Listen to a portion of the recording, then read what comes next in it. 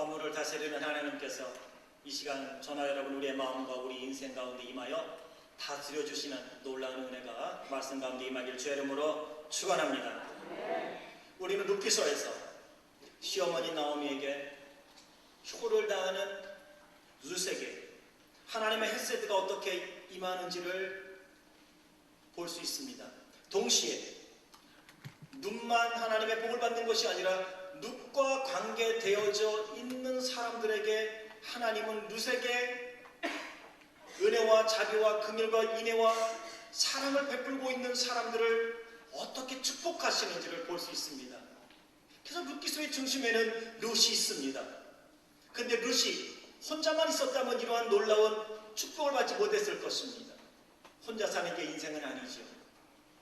룻이 이토록 예수 그리스도의 조상이 되는 족보에 올라갈 수 있었던 것은 그의 옆에 시어머니 나오미가 있었고 오늘 본문에서 우리가 보게 되어지는 보아스가 있었기 때문입니다.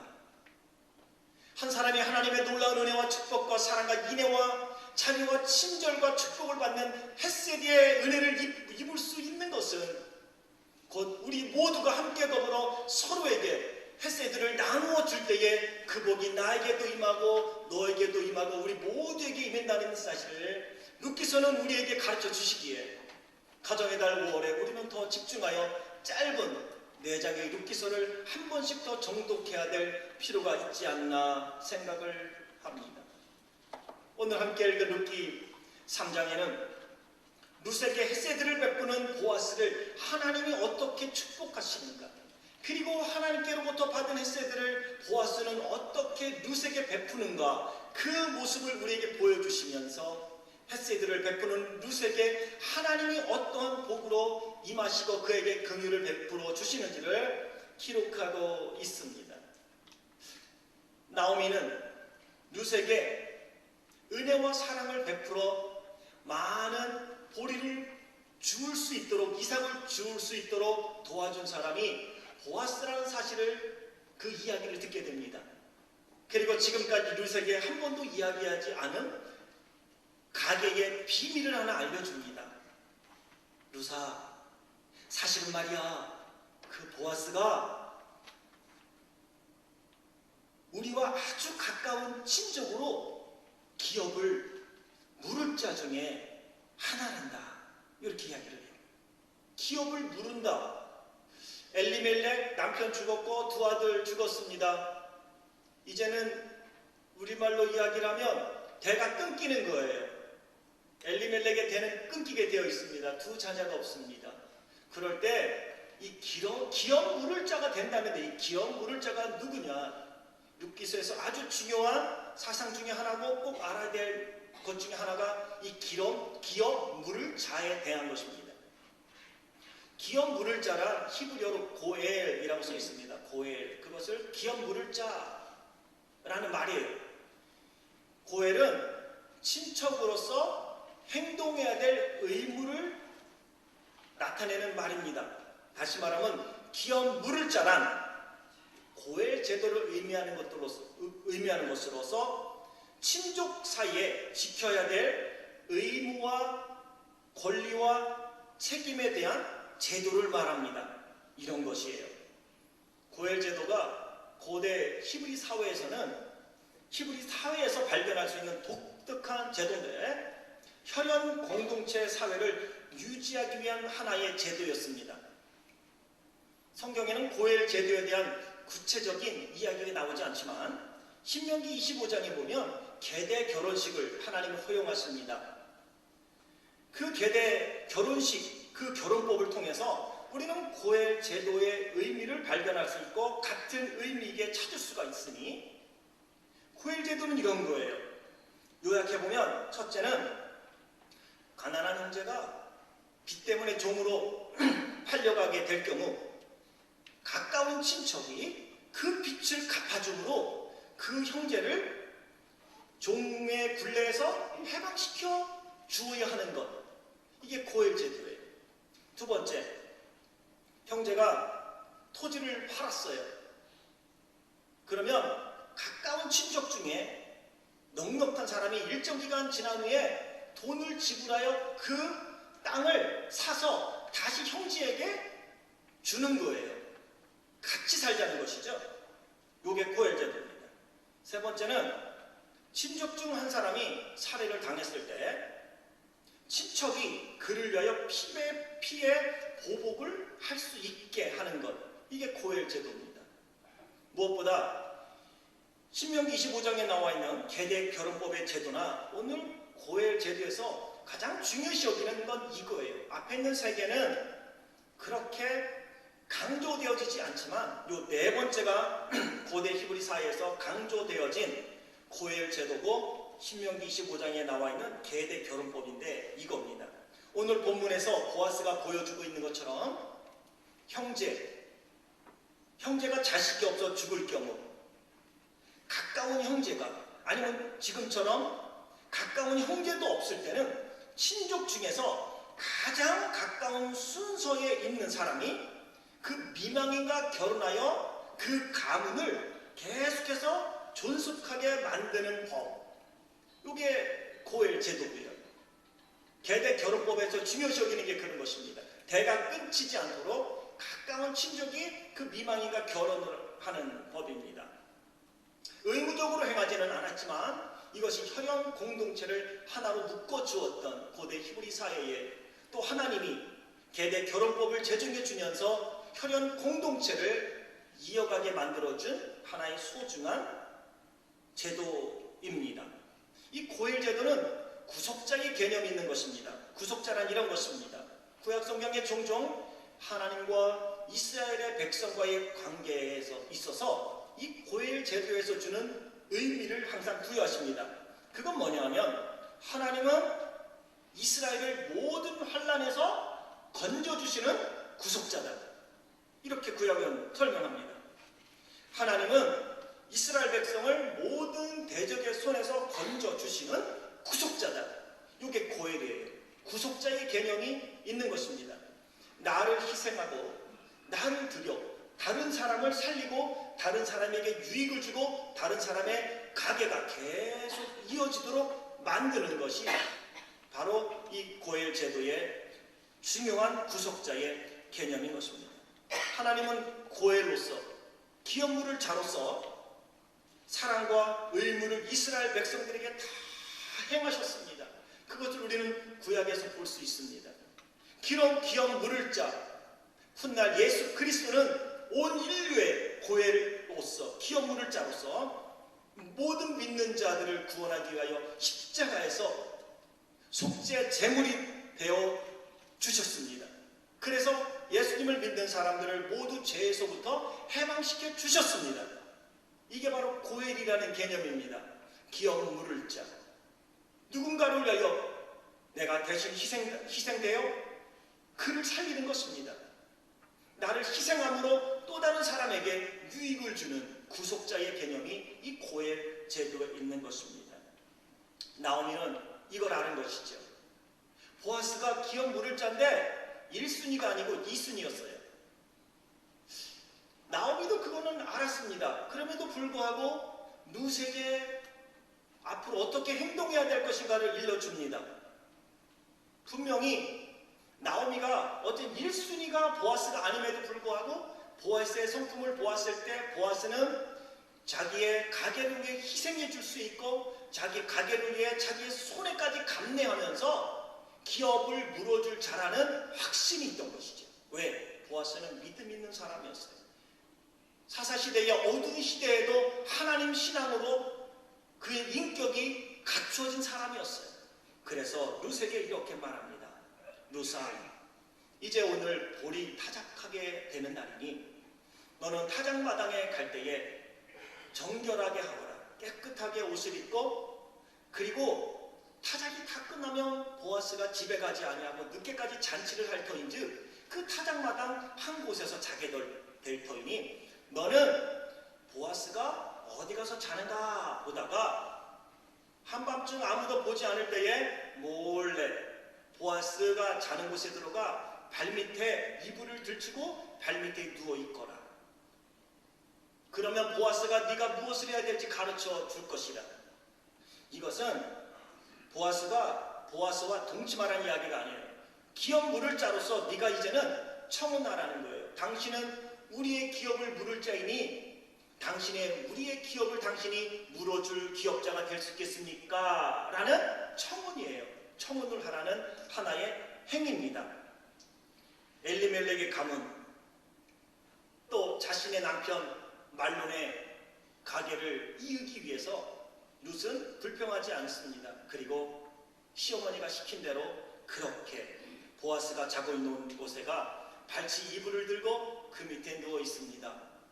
보아스는 피곤하여 골아 떨어졌지만 룻은 오늘 밤 어쨌든 이 보아스가 기업 물을 짝의 책임을 다하겠다는 약속을 해주기를 기대하는 마음으로 눈뜨고 있을 때 시간이 얼마 지났지요? 밤중에, 한밤중에 보아스가 뒤치덕거리다 보니 발밑에 뭐가 걸려요. 깜짝 놀라요. 너 누구냐?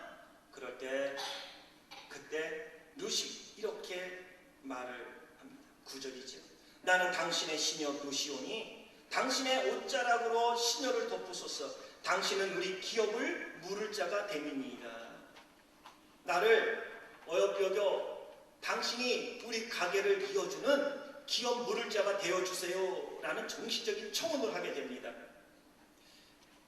그때 룻기에 나오는 세 번의 헤세드라는 단어가 나오는데 세 번째 나오는 헤세드라는 단어가 보아스의 입에서 튀어나옵니다. 그게 10절입니다. 내 딸아 여호와께서 내게 복 주시기를 원하노라.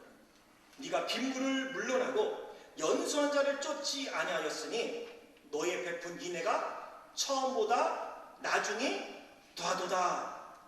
이게 무슨 말이냐면요, 이 인애가 헤세드를 베풀었다는 것인데 처음보다 나중에 더했다. 이 말은 첫째, 처음이라는 것은 모압 땅에 그곳에서 시아버지도 돌아가시고 남편도 또 다른 형제도 다 죽었을 때 자기의 또 다른 형님은 집으로 갔어요. 근데 나오미와 함께 룻은 이스라엘 땅으로 예루살렘으로 돌아온단 말이죠. 나이 들은 시어머니가 혼자 과부로 사는 그 모습을 볼 수가 없는 거예요. 그래서 따라와서 나오미 시어머니를 극진히 효를 다하여 공양하게 되어지는 것. 보아스는 그거를 아는 거예요. 네가 나오미에게 베푼 그 효를 내가 다 들었고 다 아는데, 그리고 이곳에 따라갔지만 네가 젊은 사람 만나서 그냥 시집가면 그만인데 그 가게에 대를 기우려고 기업 물을 자를 찾아 나섰으니 이것이 처음 네가 그 나오미에게 보였던 인애보다 지금 이것은 더 크다는 거예요. 이것은 룻이 희생을 각오한 거예요. 자기 인생을 포기한 거나 마찬가지예요. 나는 그냥 엘리멜렉의 가게에 요즘 우리말로 하면 귀신이 되겠다는 거예요. 그만큼 여기서 죽고 내가 이 가게를 이어가겠다는 자기의 헌신이고 자기의 결단입니다. 자기가 가고 싶은 데 가지 아니하고 자기가 사명을 다하겠다는, 자기가 아니면 엘리멜렉의 가게, 자기 남편의 가게는 대가 끊어지는 거예요. 그때에 보아스가 얘기하는 거예요. 너의 베푼 인애가, 헤세드가 처음보다 지금 더 크도다. 사실 보아스는 나이가 많다고 이야기하고 있어요. 너는 연수한데 아직 어린데 젊은데 나이 많은 나에게 시집와서 네가 기업을 누르겠다고 하니 너의 그 희생과 헌신 너무 고맙고 내가 더 감사하다. 이렇게 지금 표현을 하고 있는 것입니다. 고향과 친척 부모를 떠나 시어머니를 따라 낯선 나라에 와 시어머니에게 효를 다하는 룻의 모습에 보아스가 감동을 받은 거예요. 그러면서 11절에 이렇게 말해요. 내 딸아, 내 딸아, 두려워 말라. 내가 내 말대로 내 곁에 다 행하리라. 너는 현숙한 여인인 줄 나의 성읍 백성이 다 아니라. 사실 룻은 자신의 권리를 포기한 거예요. 그리고 남편 말론의 가게를 잇기 위해 시어머니의 제안을 받아들였습니다. 기업 물을 자가 되기로 했습니다. 그래서 기업 물을 자와 지금 결혼을 하겠다는 것입니다. 외로운 시어머니에게 몸과 마음과 사랑으로 효를 다하는 모습, 사실 룻기서가 기록될 당시가 사사기 시대였다고 봤을 때 어두운 시대에 이러한 이방 여인의 하나님 신앙을 갖고 살아가는 모습이 보아스에게는 여간 감동이 아니었던 것이죠. 그래 보아스는 본인이 알고 있는 이야기를 룻한테 솔직하게 해줍니다. 사실 말이야, 나는 너의 기업 물을 자인 것은 맞아. 하지만 나는 2순위야. 너의 가게의 기업 물을 자 1순위가 있으니 내가 내일 그 사람한테 물어볼게. 그 사람이 너의 기업을 물으겠다고 하면 너는 그에게 그와 결혼을 해야 될 것이고, 그가 기업을 물지 않겠다고 하면 내가 기업 물을 자의 책임을 다하마. 이게 뭐냐면요, 기업 물을 자가 되면 그 기업 물을 자는 전에 갖고 있었던 나오미의 남편 엘리멜렉이 소유하고 있었던 모든 부동산을 소유할 수 있는 권한이 생기는 거죠. 그러니까 웬만하면 이렇게 기업을 물으려고 했을 거예요. 그런데 사실 기업 물을 자 후대가 없다면 그 땅이 자기께 되지만, 만약에 룻을 아내로 맞아 룻이 자녀를 낳는다면 그 모든 땅은 룻의 소유가 되는 거예요. 그러니 기업 물을 자는 그 땅을 회복하기 위하여 자기 돈을 다 투자해서 그 땅을 룻한테 주게 되는 것이죠. 나오미한테 줘야 되는 거예요. 그러니 기업 물을 자의 책임과 권리를 다한다는 건 결코 쉬운 일은 아닌 것입니다.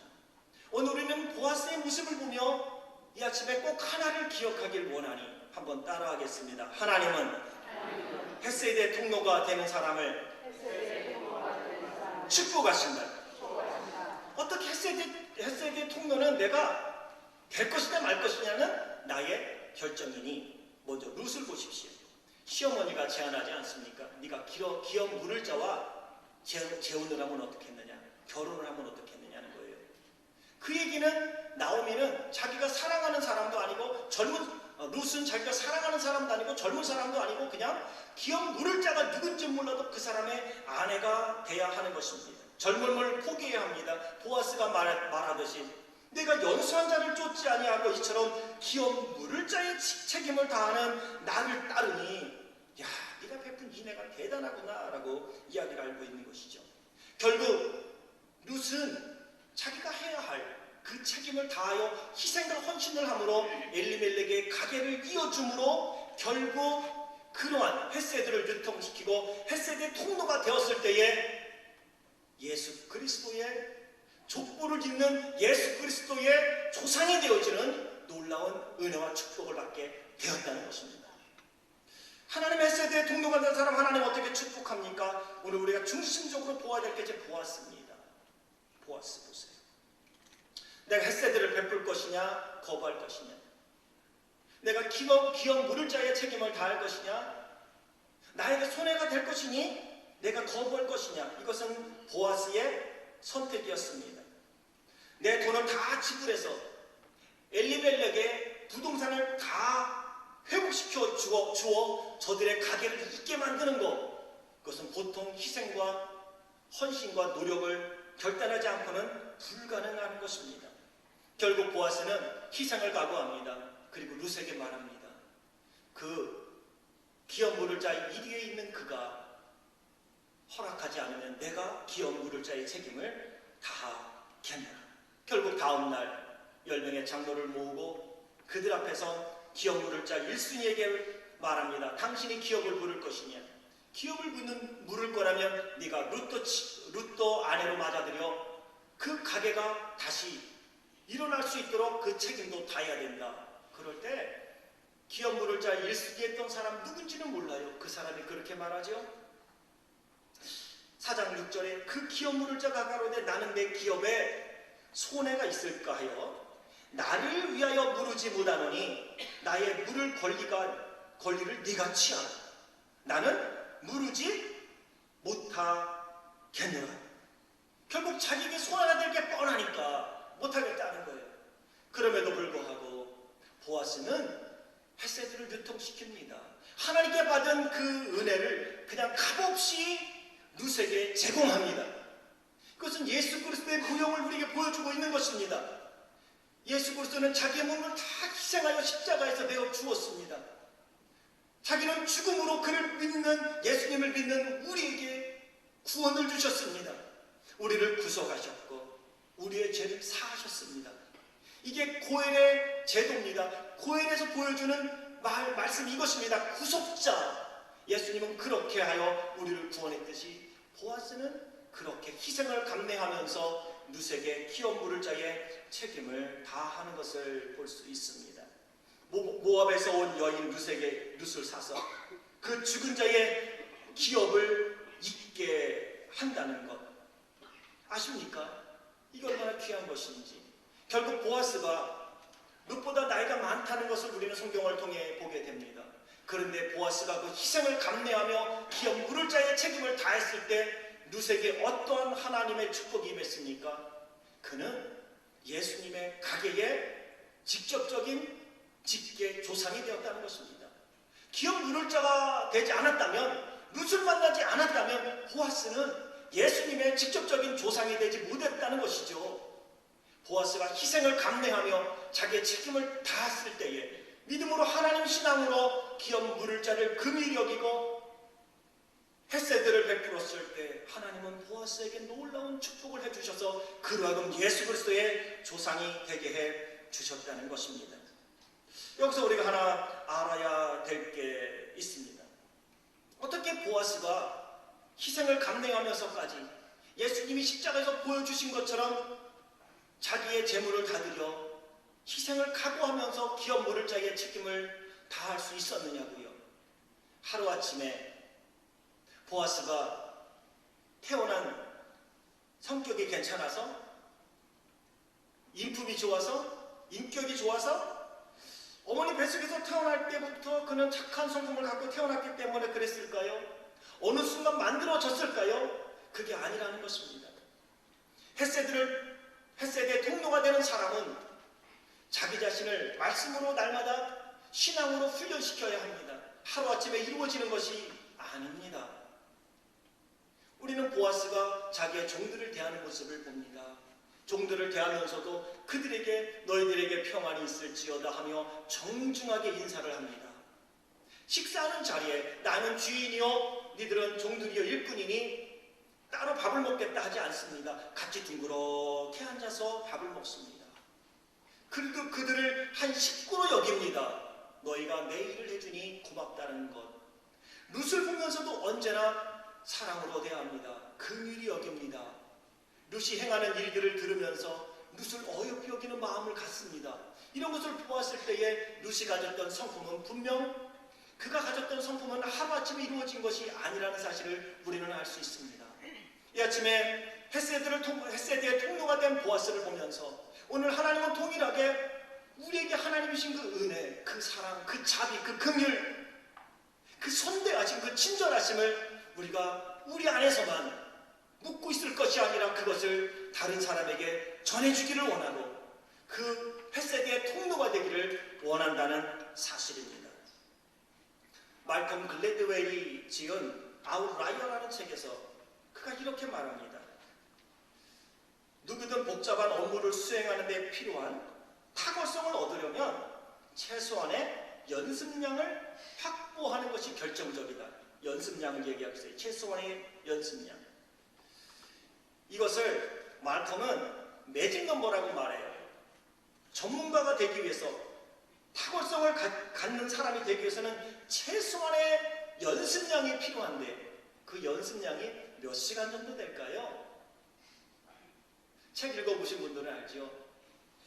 말콤이 1만 시간이라고 제시하고 있어요. 1만 시간. 하루에 3시간씩 내가 그 분야에서 전문가가 되고 탁월한 사람이 되기 위해서는 하루에 3시간씩 10년 정도를 훈련을 하면 그 분야에 탁월한 사람이 된답니다. 이 얘기는 쉬운 이야기는 아니라는 소리예요. 전문가가 되고 자기 분야에 탁월한 사람이 되려면 그만큼 많은 노력이 필요하다는 것입니다. 1만 시간의 연습을 통해서 전문가가 될 수 있고 1만 시간의 연습을 통해서 탁월한 사람이 될 수 있다고 말합니다. 말끔히 강조하는 거죠. 1만 시간을 투자할 때 비로소 보통 사람의 범주를 넘어서 성공을 거두는 사람, 평균치를 넘는 성취를 이룬 사람, 성공의 기회를 발견해 그것을 자신의 것으로 만드는 사람, 이 사람이 바로 아웃라이어다라고 말하는 것이죠. 아웃라이어라고 말하는 거예요. 동일하게 우리 신앙에도 말끔의 정의는 적용되어집니다. 우리 신앙의 믿음, 신앙의 인격, 신앙의 성품, 보아스가 보여주었던 하나님의 헤세드의 통로가 되기 위해서는 끊임없이 우리는 노력하는 것입니다. 그럴 때에 보아스의 나이 들어서 룻을 만나고 결국은 룻을 만남으로 인하여 룻에게 하나님의 헤세드를 베풀므로 인하여 보아스가 예수 그리스도의 조상이 되는 영광과 축복을 얻게 되었다는 것입니다. 오늘 우리 눈앞에 당장에 열매가 없다 할지라도 열매 맺게 하실 분 하나님이신 줄 믿으며 믿음의 발걸음을 계속해서 멈추지 말고 달려갈 수 있길, 그 페달을 계속 밟을 수 있는 믿음의 사람들이 될 수 있길 주의 이름으로 축원합니다. 오늘 나에게 기도의 응답이 없다 할지라도 끊임없이 1만 시간 내가 하나님 앞에 기도한다는 마음으로 하나님 앞에 무릎 꿇고 나아갈 때에 하나님이 나를 변화시키고 환경을 변화시키고 삶을 변화시키고 만남을 통해서 우리의 기도에 반드시 응답하여 주시리라 믿습니다. 수고하고 애쓰는 일들이 있습니까? 열매가 없고 삶의 공허함이 있습니까? 1만 시간을 한번 채워봅시다. 세상 사람들도 1만 시간을 채우면 탁월성을 가진 전문가가 된다고 하는 거예요. 우리가 1만 시간을 예수 그리스도를 닮기 위하여 하나님이 나에게 베풀어 주신 헤세드를 유통시키는 사람이 되기 위하여 그 헤세드의 통로가 되기 위하여 내 영혼의 파이프를 깨끗이 정결하게 할 때에 하늘의 놀라운 헤세드가 나를 통하여 이 땅 가운데 충만한 은혜로 임하게 되리라 믿습니다. 얼마 전 기사를 보니 한국의 많은 수도관이 10년 이상 된 오래된 파이프래요. 그래서 수원지, 호수나 저수지 깨끗한 물을 지방까지 파이프를 통해서 연결해 오는데 수원지의 물은 그냥 떠 마셔도 된대요. 그러는데 집에 들어온 물은 그냥 마실 수가 없대요. 왜냐하면 그 파이프가 오래돼서 녹이 슬었대요. 그래서 그 물은 끓여 먹어야 된다는 말을 합니다. 중요합니다. 하나님의 헤세드가 하늘로부터 우리에게 임합니다. 그 은혜가 그 축복이 그 인애가 그 선대하심이 그 일이 우리에게 임했을 때에 그것을 우리가 이 땅에 드러내는 사람이 되려면 내 스스로가 깨끗함과 성결함을 유지해 가야 한다는 것을 의미해 주고 있는 것입니다. 어느 날 갑자기 하나님의 헤세드를 유통시키는 통로가 될 수 있지 않습니다.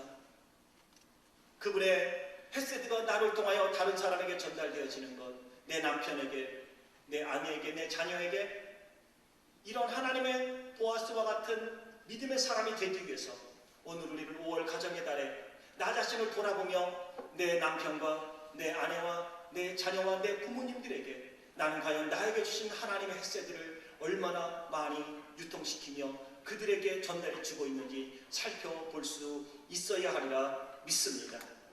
하루아침에 하나님의 사람이 되지 않습니다. 하루아침에 인격적인 사람이 되지 않습니다. 우리는 베드로를 보아도 그렇지요. 불같은 성격을 가졌던 사람, 그가 처음부터 인격적인 사람, 신앙의 지도자가 된 것이 아니지 않습니까? 예수님 살아계신 공생애 동안 얼마나 많은 실수를 반복합니까? 자기의 혈기부려 그것이 정의인 양 힘을 썼지만 그때마다 베드로는 실패했습니다. 하지만 그가 성령을 체험한 이후 변화되었습니다. 그리고 결국 그는 하늘의 놀라운 능력을, 성령의 권능을 힘입어 이 땅 가운데 생명의 말씀을, 복음을 증거하는 능력 있는 하나님의 사람이 된 것을 알 수 있습니다. 야고보와 요한, 보아너게 우레의 아들이라는 별명을 얻을 만큼 불같은 성격의 사람들이었습니다. 그들은 성령을 통하여 하나님의 은혜를 경험하고 목숨을 다하여 복음을 전하는 삶을 다하다가 야고보는 제자 중에 제일 먼저 순교잔을 마셨고 요한은 마지막까지 겪을 모든 고통을 겪으면서 하나님의 나라의 신비로움을 체험하고 그것을 많은 사람들에게 증거해 주므로 예수 그리스도의 증인이 되었던 것을 볼 수 있습니다. 오늘 하나님은 우리에게 하늘의 놀라운 신비로운 햇새들을 각자에게 부어주셨습니다. 그 통로가 돼야 되지 않겠습니까? 오늘 보아스가 하나님께 받은 햇새를 받은 것으로 만족하지 않고 유통시키는 통로가 되었을 때에 하나님의 축복과 영광 가운데 예수 그리스도의 조상이 되어지는 복을 누리게 되는 것입니다. 저나 여러분 우리의 삶 속에 햇새에 통로가 되는 보아스처럼 그리하여 이 땅 가운데 하늘의 거룩함을 드러내는 멋진 삶, 그리고 우리 모든 가정들 우리 인생이 되길 주의 이름으로 축원합니다.